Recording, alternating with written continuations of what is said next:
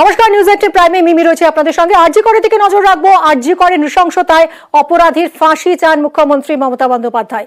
আরজি করের অপরাধীর ফাঁসি চান মুখ্যমন্ত্রী। ফাস্ট ট্র্যাক কোর্টে বিচার হোক দাবি মুখ্যমন্ত্রী।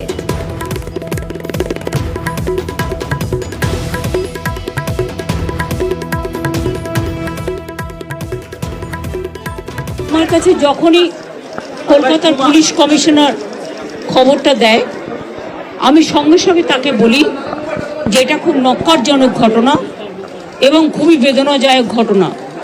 যেই জড়িত থাক তাকে ইমিডিয়েট শাস্তি দিতে হবে এবং আমরা চাই এই কেসটা ফাস্ট ট্র্যাক কোর্টে হোক।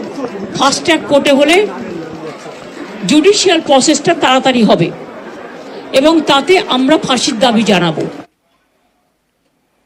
কিছুক্ষণ আগেই আজ মুখ্যমন্ত্রী মমতা বন্দ্যোপাধ্যায় তিনি যান নিহত ছাত্রীর বাড়ি সোদপুরে, কথা বলেন তার পরিবার পরিজনের সঙ্গে। কথা বলবো আমাদের প্রতিনিধি সোমরাজের সঙ্গে। সোমরাজ, নিহত ছাত্রীর পরিবারের সঙ্গে কি কথা হলো আজ মুখ্যমন্ত্রী?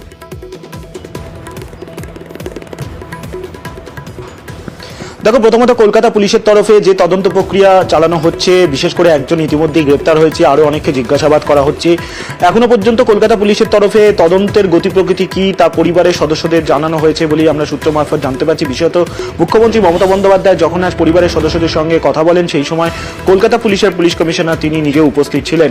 তার উপস্থিতিতেই মুখ্যমন্ত্রী মমতা বন্দ্যোপাধ্যায় কলকাতা পুলিশের তরফে তদন্তের অগ্রগতি বিষয় সম্পর্কে জানান পরিবারের সদস্যদের। অন্যদিকে পরিবারের সদস্যরাও বলেন যে তারা মনে করছেন ভেতরের কেউ যুক্ত রয়েছে এই ঘটনার সঙ্গে। তৎক্ষণাৎ কলকাতা পুলিশের সিপিকে নির্দেশ দেন মুখ্যমন্ত্রী মমতা বন্দ্যোপাধ্যায় গোটা বিষয়টি নিয়ে তদন্ত করতে, যে ভেতরে কেউ যুক্ত রয়েছে নাকি। পাশাপাশি পরিবারের তরফে আরো বেশ কিছু বিষয় বলা হয় মুখ্যমন্ত্রী মমতা বন্দ্যোপাধ্যায়কে। সেই বিষয়গুলিও আশ্বাস দেন মুখ্যমন্ত্রী মমতা বন্দ্যোপাধ্যায় যে গোটা বিষয়টি তিনি বিবেচনা করে দেখছেন। পাশাপাশি যেটা সূত্র মারফত জানা যায় যে এই তদন্ত যে কলকাতা পুলিশ করছে তাকে সিবিআইকে তদন্তভার দিতেও তার কোনো আপত্তি নেই, তেমনটা মুখ্যমন্ত্রী মমতা বন্দ্যোপাধ্যায় পরিবারের সদস্যদের জানান। প্রায় 40 মিনিট আলোচনা হয় মুখ্যমন্ত্রীর সঙ্গে। রবিবার পর্যন্ত তদন্তের কিনারা না হলে সিবিআই তদন্ত। নিহত তরুণী চিকিৎসকের সোদপুরের বাড়িতে গিয়ে কড়া বার্তা দিয়েছেন আজ মুখ্যমন্ত্রী।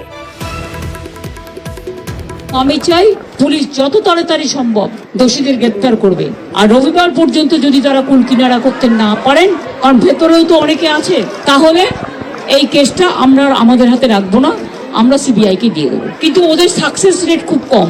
তাপসী মালিককে যখন খুন করে হত্যা করা হয়, ধর্ষণ করে, আজ পর্যন্ত বিচার হয়নি। নন্দীগ্রামে যখন 14 জন গুলিতে মারা যায় বা 10 জন হারিয়ে যায়, এই কেসগুলো সব সিবিআই এর হাতে ছিল। রিজিয়াউনের কেসও ছিল, একটা কেসেরও বিচার হয়নি। কিন্তু তবু মানুষের স্যাটিসফ্যাকশনের জন্য যদি কেউ ভাবতে পারে যে পুলিশ ঠিক মতো করতে পারছে না। মুখ্যমন্ত্রী আজ বলেছেন ফাস্ট ট্র্যাক কোর্টে বিচার হোক, আমরা ফাঁসির আবেদন জানাবো। ফাঁসি চান মুখ্যমন্ত্রী এবং মুখ্যমন্ত্রীর কাছে একই আর্জি পানিহাটির স্থানীয় বাসিন্দাদেরও।